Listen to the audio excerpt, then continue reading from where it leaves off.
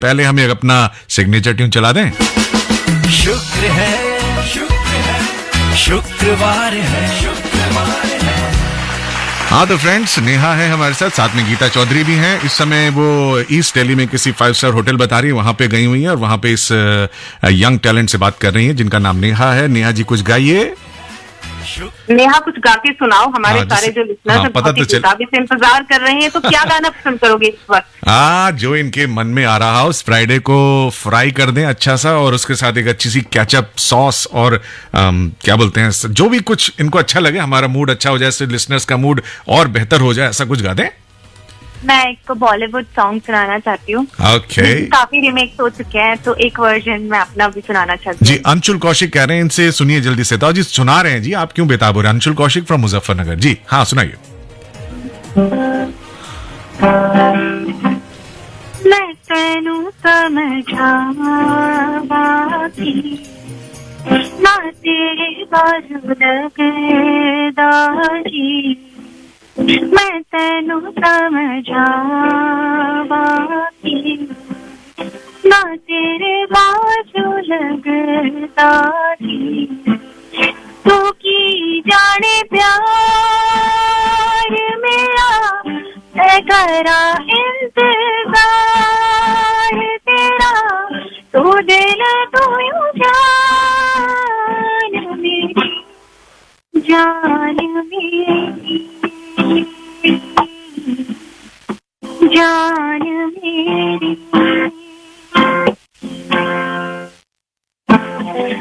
मेरे दिल में रह के मेरे दिल का हाल ना जाने, तू जो मेरे नाल तू रहता, तुर पे मेरे आ जाने, जीना मेरा मैं तेरा मैं करा दिया करा एतबार तेरा, मैं करा इंतजार तेरा, तू दिल तू यूं जान मेरी, जान मेरी। वाह वाह, बहुत अच्छा, वेरी नाइस, बहुत बढ़िया, वेरी नाइस गीता जी, बहुत अच्छा गा रही है नेहा। मूड को हमारे ब्राइट कर दिया इन्होंने। फैंटास्टिक। मेरे पास वर्ड्स नहीं है, मैं किन वर्ड्स में इसकी आवाज को डिफाइन करूं। बहुत ही खूबसूरत गाया इन्होंने, और बहुत खुशी होती है कि जब इतनी कम उम्र में बच्चे इतना आगे बढ़ जाते हैं। तो मैं एक ओपी, अगर आपके पास टाइम है, अगर आप मुझे इजाजत दें तो लता जी का एक पैरा, लता जी की एक लाइन ओपनिंग सुनवा दीजिए इनसे। हाँ, एक पैरा मैं आपको सुनवाना चाहूंगी नेहा की आवाज। चलिए सुन लेते हैं। ना तेरे बिना लगदा, सुनाइए। मैं तेनू समझा, जाने क्या बात है, जाने क्या बात है, जाने क्या बात है, जाने क्या बात है, नींद नहीं आती, बड़ी लंबी रात है, जाने क्या बात है, जाने क्या बात है, जाने क्या बात है, जाने क्या बात है। नींद नहीं आती, बड़ी लंबी रात है। वेरी नाइस, बहुत बढ़िया, फैंटास्टिक। गॉड ब्लेस यू, बहुत ही खूबसूरत आपने गाया है ये। और ओपी, मैं चाहती हूँ कि सारे लिसनर्स का आशीर्वाद आपका भी आशीर्वाद मिले, हमारा आशीर्वाद है इनके साथ, और आगे बढ़े, और बहुत खुशी होती है हमें। अररिया से एक व्यक्ति हैं जो इन्हें बहुत पसंद कर रहे हैं, इनकी आवाज पसंद आई उनको। उनका नाम है कमलेश कुमार, अररिया से। He is liking this song, और thank you so much. Thank you बोलो कमलेश। थैंक यू कमलेश जी, और सर आपको भी थैंक यू, अच्छा लगा आपसे बात करके। Thank you. सैयद आलम है गुना 84 से, उनको भी आपकी आवाज बहुत पसंद आई। कभी मौका मिला तो मैं आपसे जरूर मिलना चाहती हूँ, आपके स्टूडियो आके। डेफिनेटली आपको जरूर, आप जैसे टैलेंट को लेके हमें भी बहुत खुशी होगी। Thank you Geeta ji, thank you Neha ji for your valuable time. Bye bye, take care. Friends, आप सुन रहे हैं अपना पसंदीदा प्रोग्राम शुक्र है शुक्रवार है। हर फ्राइडे 7 से 10 आता है आपके प्यारे चैनल FM रेनबो पर।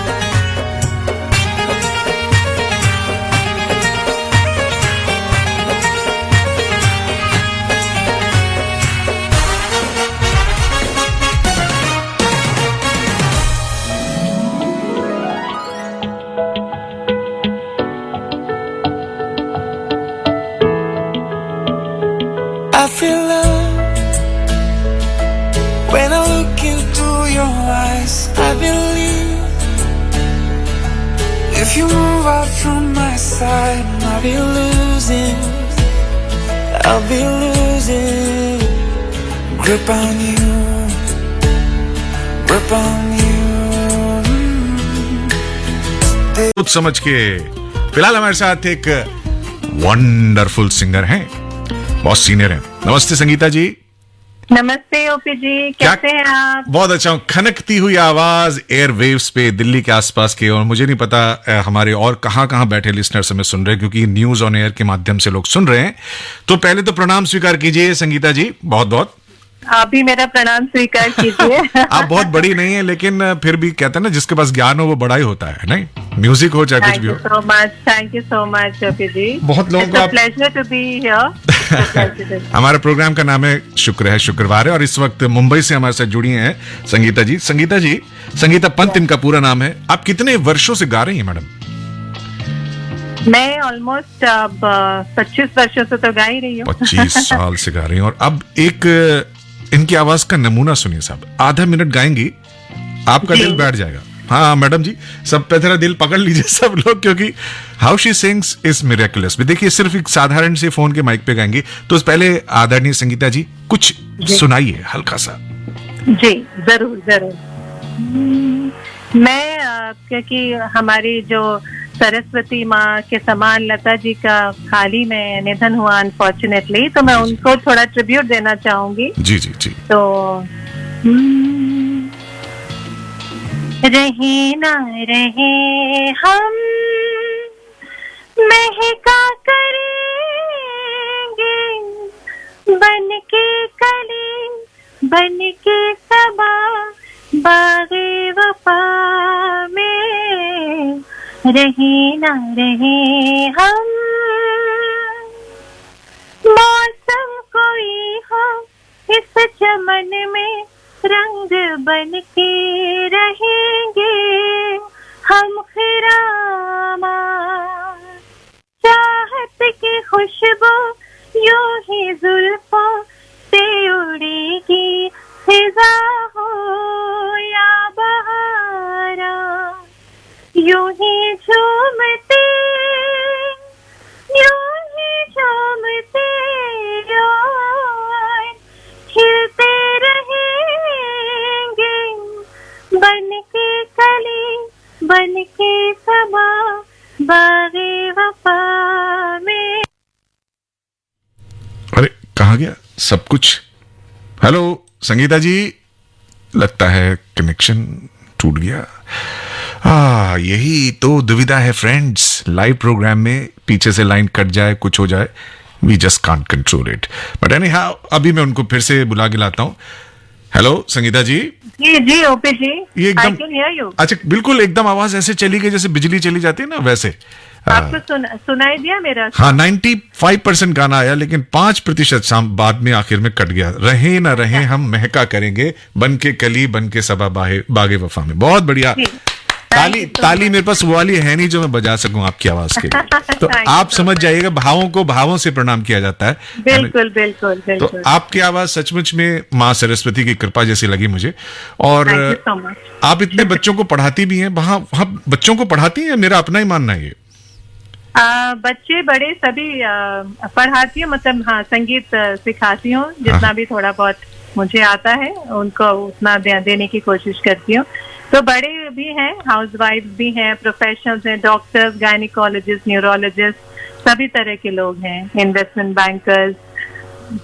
ओके, यानी कि हर तरह के लोग जो अपनी लाइफ में सोचते हैं कि इस काम धंधे के बीच में हमारे अंदर का कलाकार बच नहीं पाया, तो उसे बचाती हैं आप। मेरा जी, and stress buster.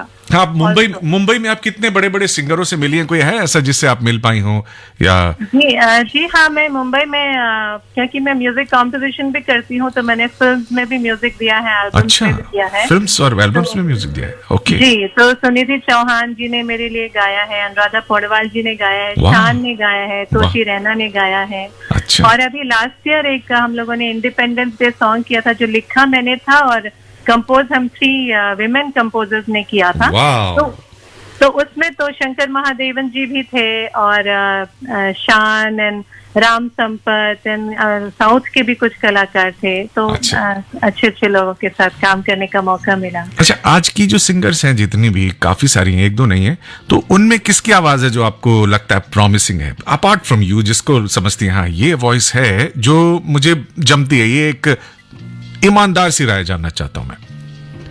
आजकल की मतलब अब श्रेया सुनी थी तो आजकल के भी नहीं रहे, हाँ, नहीं तो वो थोड़े तो से खैर सीनियर हो बहुत गए। ही- हाँ, यस। या तो आजकल जो है अभी नीति मोहन है, वो Okay. मुझे बहुत पसंद है। उसके अलावा पलक मुच्छल की भी आवाज बहुत ही खूबसूरत है और Yes, बहुत yes. फील से गाती हैं। Yes. ये दो मुझे लगता है कि बहुत अच्छे प्रॉमिसिंग है। लगता हाँ। है। अच्छा, अब ये एक नॉलेज, चूंकि आपके पास समय कम है, यही आपसे जानना चाहूंगा कि इतने लोग आते हैं म्यूजिक सीखने, तमाम कॉलेजेस में, यूनिवर्सिटीज में, गुरुओं के पास, आप जैसे गुरुओं के पास, इधर उधर जहां से भी वो संभव होता है म्यूजिक सीखते हैं, तो उनकी आवाज में सुर तो आ जाता है, ताल तो आ जाता है, लेकिन वो वाली बात क्यों नहीं आती? आशा जी वाली, लता जी वाली, आप वाली, या कविता कृष्णमूर्ति जी जैसी वाली, क्या होता है वो जो कोई गुरु उनमें ट्रांसफर कर ही नहीं पाता? एक्चुअली ऐसा है कि जो संगीत है वो सिर्फ सुर और ताल तक सीमित नहीं है जी।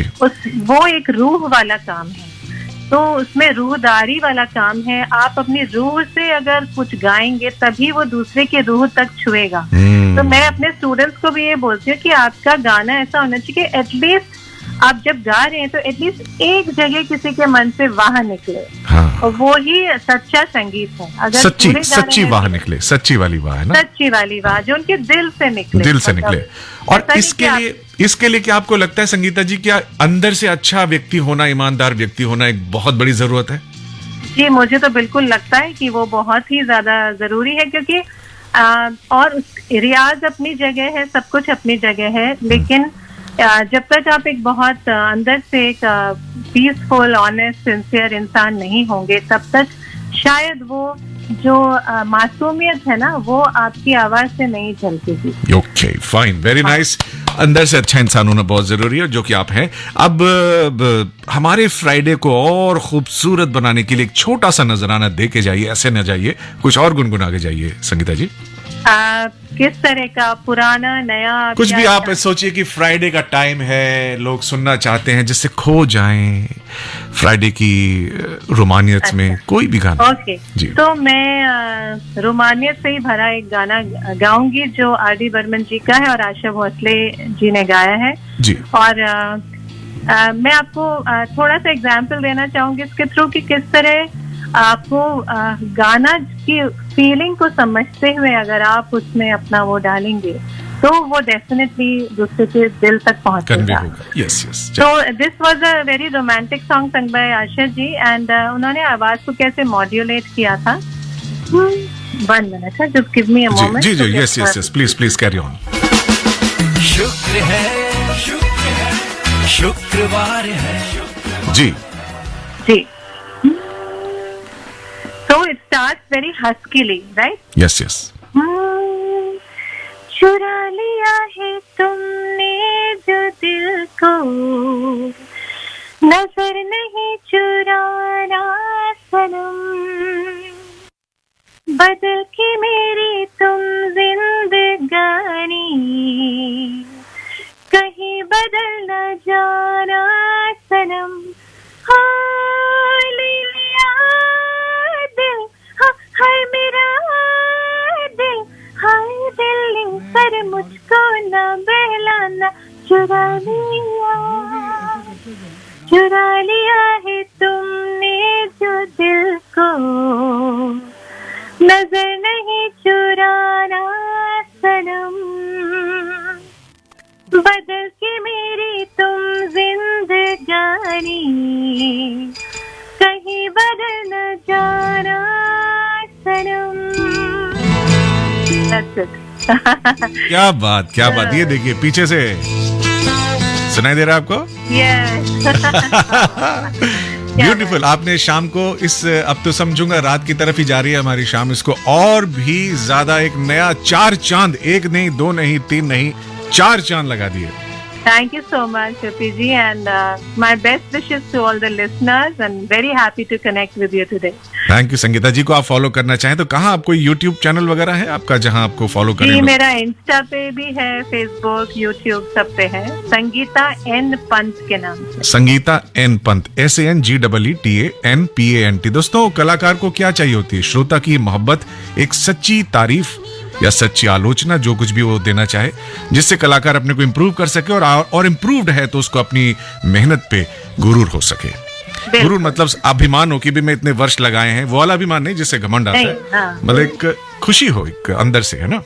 जी बिल्कुल बिल्कुल। Thank you madam, thank you so much, thank you so much, bye bye. तो फ्रेंड्स, आप भी हमारे से नजर न चुराएं और हमारे साथ अपना प्यार, शुद्ध देसी रोमांस बनाए रखें, क्योंकि ये है शुक्रवार है। और इसके बाद हम गीता जी के पास जाने वाले हैं। बॉबी टॉक सिनेमा भी हमारे पास, और भी बहुत कुछ है।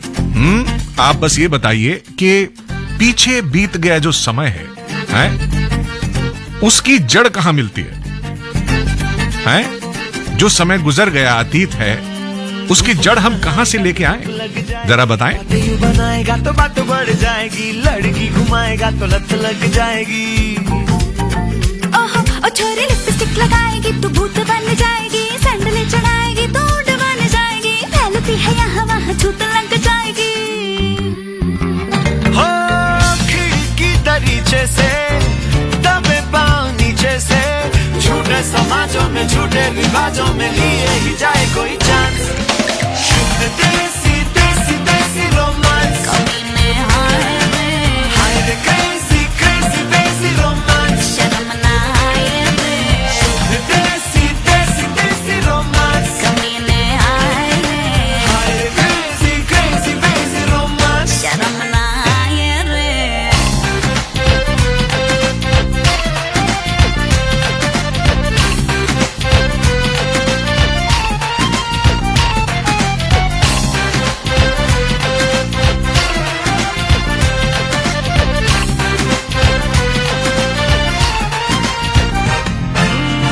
गलियों में फिरे क्यों दिखे दुकानों बुकानों में, ये मुई पे लखनी, हाय रे मुई पे लखनी। हाय रे हाय हाय, कॉलर को बड़े यू चढ़े गिराए गिराए चले, मुआ बे लखड़ा, हाय रे मुआ बे लखड़ा। डर न दिखाओगे तो पार लग जाएंगे, और मसला जी नहीं तो जग जाएंगे, गलियों में आशिकों के झुंड लग जाएंगे।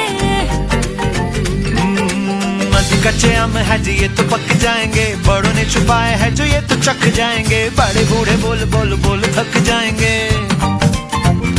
हो खिड़की दरीचे से दबे पाँव नीचे से, झूठे समाजों में झूठे रिवाजों में लिए ही जाए कोई चांस। शुद्ध देसी देसी देसी रोमांस, कमीने आए रे, हाय रे क्रेजी क्रेजी देसी रोमांस, शर्म ना आए रे, शुद्ध देसी देसी देसी रोमांस, कमीने आए रे, हाय रे क्रेजी क्रेजी देसी रोमांस। शर्म ना आए रे। जी हाँ, और जिंदगी के बुढ़ापे को कैसे सवार हैं, ये बहुत बड़ा जिंदगी टेंशन होता है, और इस टेंशन को इंसान पेंशन कहता है। राइट? अरे कोई ताली बजाने वाला बैठा नहीं, चलो हम ही बजा लेते हैं। टेंशन पैसन हम बनाए हैं ना, इसलिए थोड़ा सा तो इस टेंशन को मतलब पेंशन कैसे दें, ये बताने के लिए रितेश जी हैं हमारे साथ। रितेश सर नमस्ते। सर आप लाइन पे हैं क्या? नमस्ते सर, नमस्ते। मेरा तो सर टेंशन बढ़ गया, मुझे लगा हमारे रितेश जी चलिए। नहीं सर, नमस्ते, शुक्रिया आप आपका। बहुत सीनियर क्या बोलते हैं, फाइनेंशियल एनालिस्ट हैं, इन्वेस्टमेंट गाइड हैं, बैंकर हैं, फाइनेंस की गहरी समझ रखते हैं। तो मैंने सोचा कि मैं कुछ लगा दूं लोगों के फाइनेंशियल इरादों पे पोछा। मतलब ये नहीं, ये शेयर अच्छा नहीं, चलिए शेयर को जाने देते हैं, शेरनी को लाते हैं। अच्छा सर, ये बताइए कैसे हैं सर आप? बस बढ़िया सर, आप कैसे हैं? बढ़िया सर। देखिए आज BSE बंद हो गया, NSE बंद हो गया, राइट तो सर। 2 दिन तो ये जो शेयर मार्केट के जो जिनके ऊपर होता है इसका कुछ जिसे फितूर कहते हैं, वो जी तो सर। 2 दिन शांत रहेगा, नहीं 2-3 दिन। Definitely sir. तो अब इस शांति में क्या करें सर? देखिए पैसा तो मार्केट में कभी बढ़ता है, एक दिन तो पता चला मार्केट 1.5-2% बढ़ जाता है, और 3-4 दिन 3-4% कट जाता है, यस सर। है ना? तो धड़कनें बढ़ जाती हैं सर। ऐसे में कहाँ जोड़ें पैसा कि सर पैसा जुड़ जाए? बस सर, आप इन्वेस्टमेंट को हमेशा लॉन्ग टर्म में लेके चलिए, कभी भी शॉर्ट टर्म में लेके नहीं चलेंगे तो आपको कभी भी आपको दर्द नहीं होगा, कोई उतार चढ़ाव का आपको कोई परेशानी नहीं होगी आपको।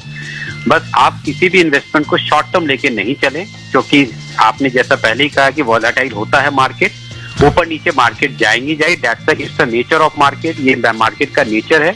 आपको अपनी इन्वेस्टमेंट को लॉन्ग टर्म रखना है और अच्छी जगह इन्वेस्टमेंट करना है, राइट टाइम पे इन्वेस्ट करना है, राइट जगह पे इन्वेस्ट करना है, आपको कभी भी कोई भी प्रॉब्लम नहीं आएगी। ये That's for sure। राइट जगह क्या है सर? ये स्टॉक मार्केट है, क्या है? मतलब आपके नजरिए से क्या है? जिसको 10, 15, 20 साल का नजरिया रख रहा है जो इंसान, 10, 15, 20, 25, 30 जैसी उसकी उम्र है और जैसा उसका जी विजन है, तो आप क्या समझते हैं? FD करना चाहिए, रिकरिंग डिपॉजिट करना चाहिए, PPF करना चाहिए, शेयर मार्केट में डायरेक्ट खरीदना चाहिए, म्यूचुअल फंड खरीदना चाहिए? तो म्यूचुअल फंड ले तो कौन सा वाला म्यूचुअल फंड लेना चाहिए? थोड़ा इसके बारे में बताइए ना। सर देखिए, कोई भी इन्वेस्टमेंट आप एक जगह, एक ऑप्शन होता है कि आप अपना सारा पैसा एक जगह नहीं लगाएंगे। जैसा आपने कहा कि आपका पैसा हर जगह डाइवर्सिफाई होना चाहिए। अगर आप PPF कर रहे हैं तो कुछ अमाउंट आप अपना PPF में भी लगाएंगे, डायरेक्ट इक्विटी भी लगाएंगे, म्यूचुअल फंड भी लगाएंगे।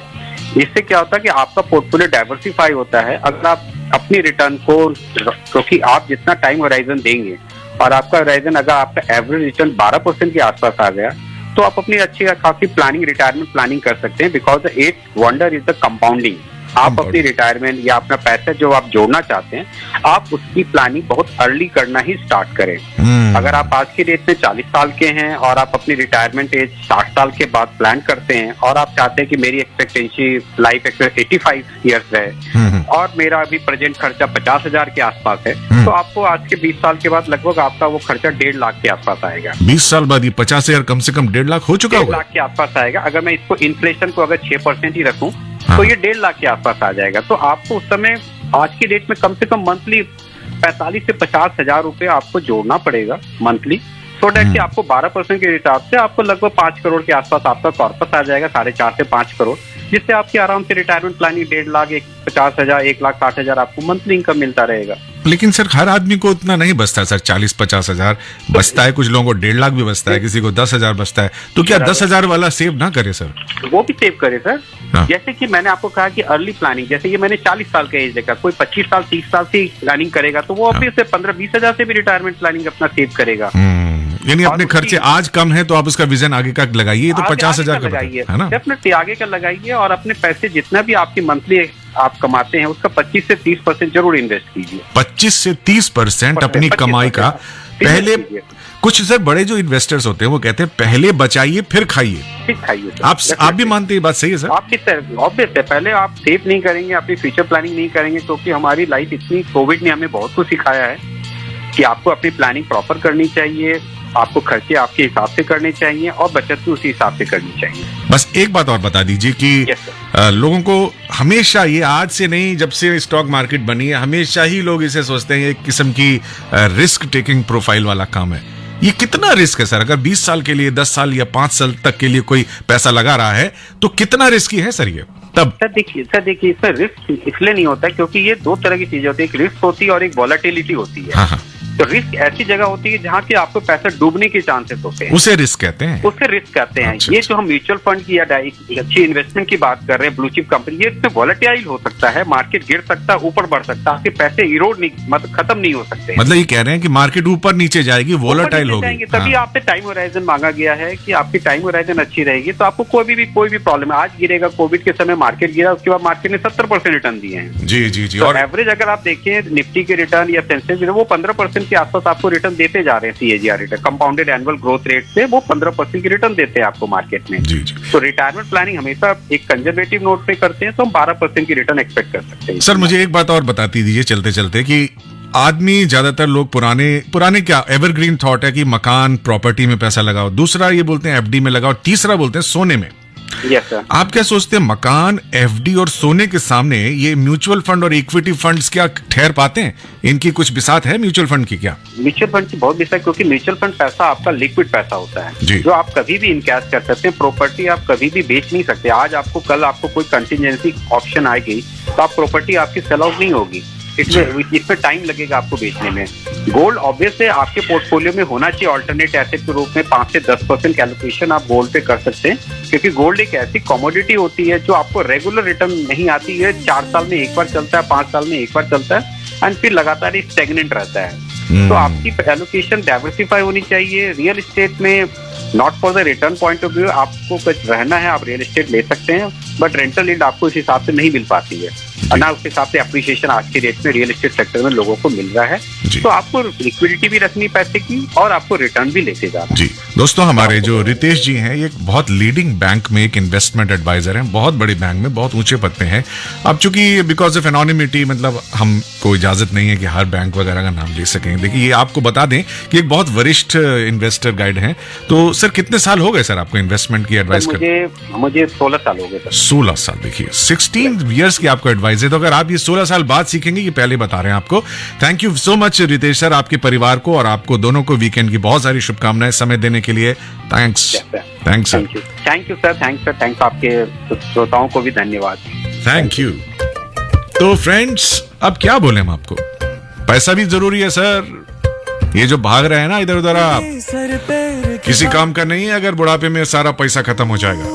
2 पैसा जोड़िए, समझे, फैमिली के लिए, अपने लिए, बुढ़ापे के लिए, तभी फ्राइडे हर बार अच्छा होगा। बाय बाय नहीं, जुड़े रहिए। बेसर पैर की बातें कर रहा हूँ, घर होकर भी बेघर फिर रहा हूँ। बेसर पैर की बातें कर रहा हूँ, घर होकर भी बेघर फिर रहा हूँ। धारे गिन गिन दिन को रात को दिन कर रही हूँ। तू पूछ नहीं हाल फकीराना, तू पूछ नहीं हाल फकीराना। मिलिया रे माही मेरा मैनू मिलिया, मैं शुक्र मनावा तकदीराना। तू पूछ नहीं हाल फकीराना, तू पूछ नहीं हाल फकीराना। मिलिया जे माही मेरा मैनू मिलिया, मैं शुक्र मनावा तकदीराना।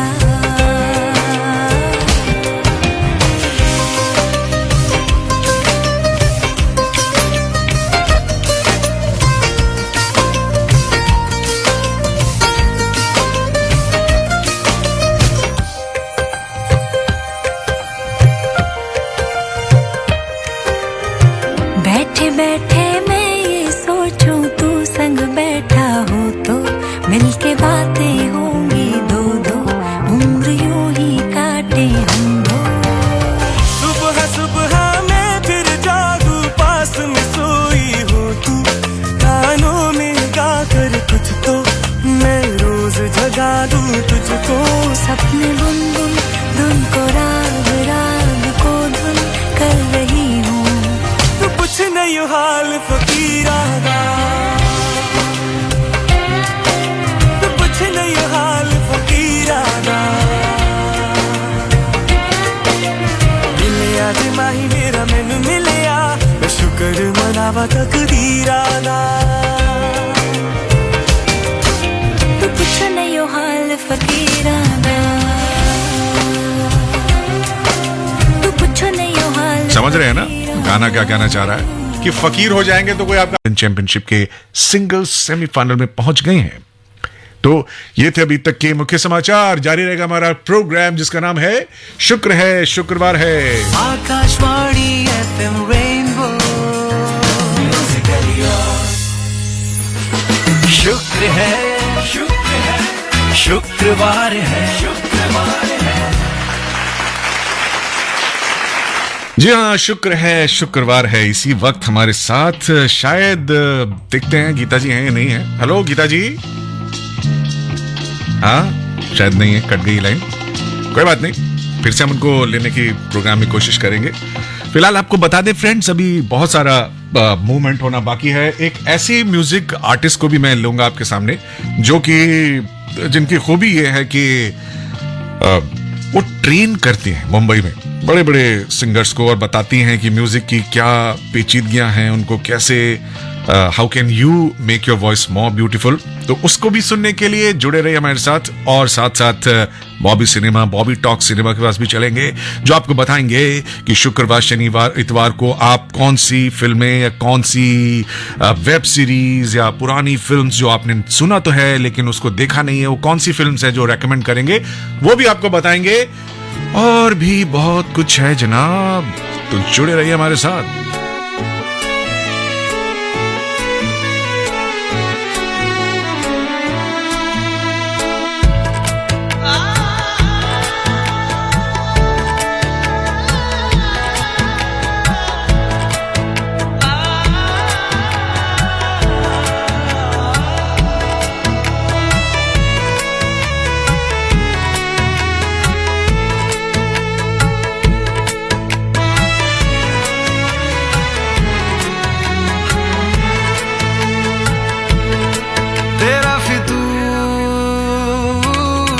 जब से चढ़ गया रे तेरा फितूर, जब से चढ़ गया रे इश्क जो जरा सा था वो बढ़ गया रे तेरा फितूर, जब से चढ़ गया रे। तू जो मेरे संग चलने लगे तो मेरी राहें धड़कने लगे, देखूं जो ना एक पल मैं तुम्हें तो मेरी बाहें तड़पने लगे। इश्क जो जरा सा था वो बढ़ गया रे तेरा फितूर, जब से चढ़ गया रे तेरा फितूर, जब से चढ़ गया रे।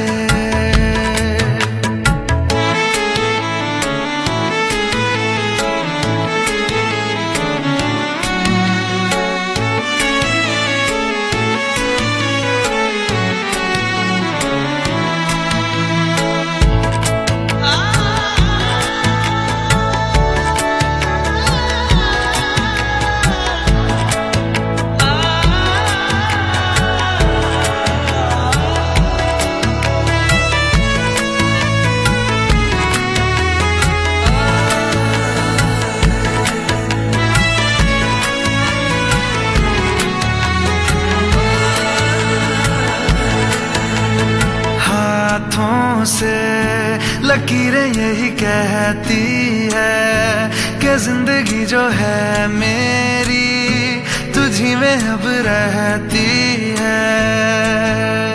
लबों पे लिखी है मेरे दिल की ख्वाहिश, लफ्जों में कैसे मैं बताऊं, एक तुझको ही पाने की खातिर सबसे जुदा मैं हो जाऊं।